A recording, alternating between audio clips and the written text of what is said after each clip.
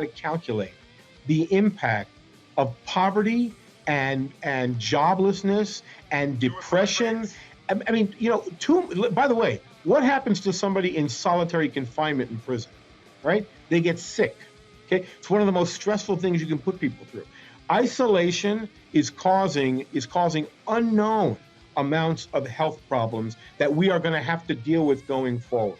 And it's very sad because I remember at the beginning of the year seeing optimism and joy and a sense of a willingness to go out and take risks in building businesses. In my community, people were opening stores and restaurants, and now these people are boarding them up. What's going to happen? We're going to have more bankruptcies, more unemployment, and it's truly a massive impact. And honestly, when this is said and done, I don't think we're going to have properly measured that. And the challenge is going to be, how do we revitalize? It's going to take, it takes a while. It takes years after 3 or 4 months of impact to bring the economies back. The virus is not going away, right? The virus is still going to be the environment. No. It's going to be part of the environment forever. Exactly. And it may have already been, and Bob, isn't it true? It could have been here before 6 months ago. Like, we're reading this piece on coronaviruses from 6 years ago. They said we'd have 2/3 of us would have it. So there's a lot of assumptions that we're making along the way when science needs to have assumptions that are tested, but we didn't test them in this environment. We made those assumptions, we ran our algorithms, and we went. And again, nobody had bad intent. All these politicians committing, an emergency when there's one death in the state, they're just being told by everybody else, this is what's going to grow to. I saw the governor of Ohio call a declaration of emergency, and he said, we're going to have 100,000 people infected here. And then, the one intelligent reporter said there's only 1,120 infections in the whole country right now. How can you say 100,000 in your state? And he said, well, it's going to double from 100,000 in a few weeks, and we're going to have all these deaths. And so he said, well, I'm being told that by the experts. He put his expert on, a doctor, really great lady, and she apologized, says, I was really exhausted this morning when I made these predictions. She literally says this on the air.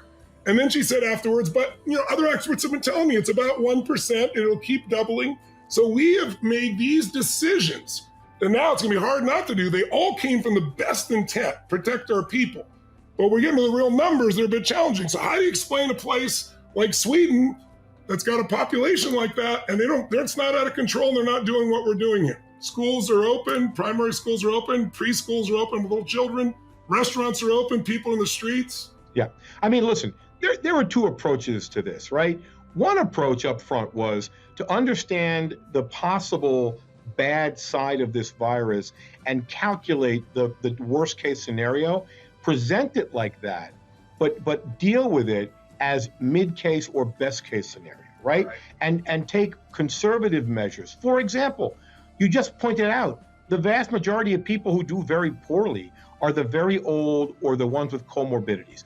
So right off the bat, selective isolation of the high-risk groups might have been a more conservative measure. Now, are younger people getting sick and dying? Yeah, absolutely. But the reality is, the way you approach a crisis like this is either hysteria or rational thinking.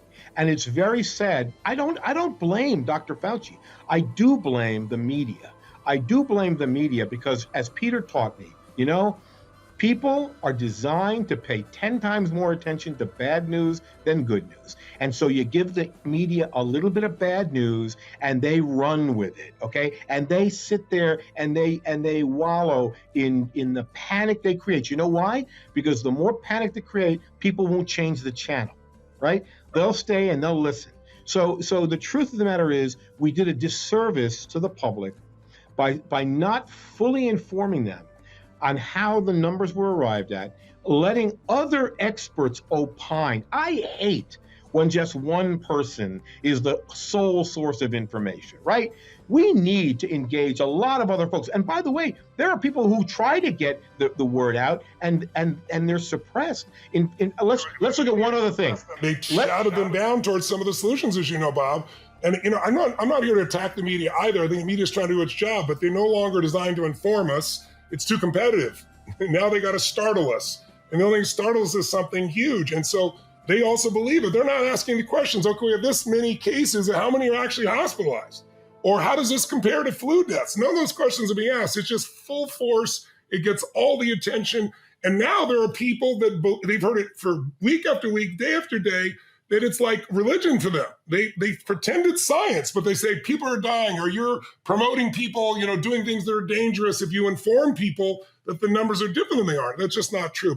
So let's move into, what are the things that we do? There's lots of great solutions that are showing up right now for someone who's in a severe situation, usually with other challenges, as you've already pointed out, pre-existing conditions. Let's talk about the solutions, and then Bob, let's see if we can't give people just a little bit of history about cellular medicine, all the way back to where you're kind of the father of it to some extent because of the research you did with the rats 30 years ago. So let's pick which direction everyone you want to grab first. Let's move in that direction now. Hopefully, if you're listening, we've got you at least the question that it isn't a severe, extreme thing as you think, and it doesn't have to be in your life that way. If you understand the numbers, you still want to do things that take care of yourself. But 90% of the people plus are not at severe risk, and the numbers are tiny in context for everything else that happens. Right now, 1.35 million people will die this year in a car accident around the world. It's 3,200 people a day. None of us are saying people cause these car accidents, right? There's a little yellow line. Someone's driving 70 miles an hour at you. You're going there, and we know every day somebody's going to fall asleep. Somebody's going to be texting. Someone's going to be drunk, and they come over and kill people every day, 3,200 a day. But we don't say we're never going to drive again. Let's put a moratorium on driving. And why do we drive? How do we drive? Knowing that someone can kill us every day. It could happen any moment. We do it by using faith, not a religious term, just we're born with a faith that says, if I don't create certainty in myself in spite of all the things that are risky, I have no life. I have to stay home and not move, which is kind of what we're doing right now. So let's talk about either some of the solutions, but maybe first, before the solutions, let's talk about cellular medicine for a moment and your original studies and what you found, because this goes way beyond COVID. We're going to talk about COVID-19 and your solutions, but it really is the breakthrough that's happening in regenerative medicine. It's probably the most powerful change in medicine that's happened in a century. The other thing to contextualize this again is if you feel like COVID-19 is going away and it's not as bad as it is, again, remember, this is one of many pandemics.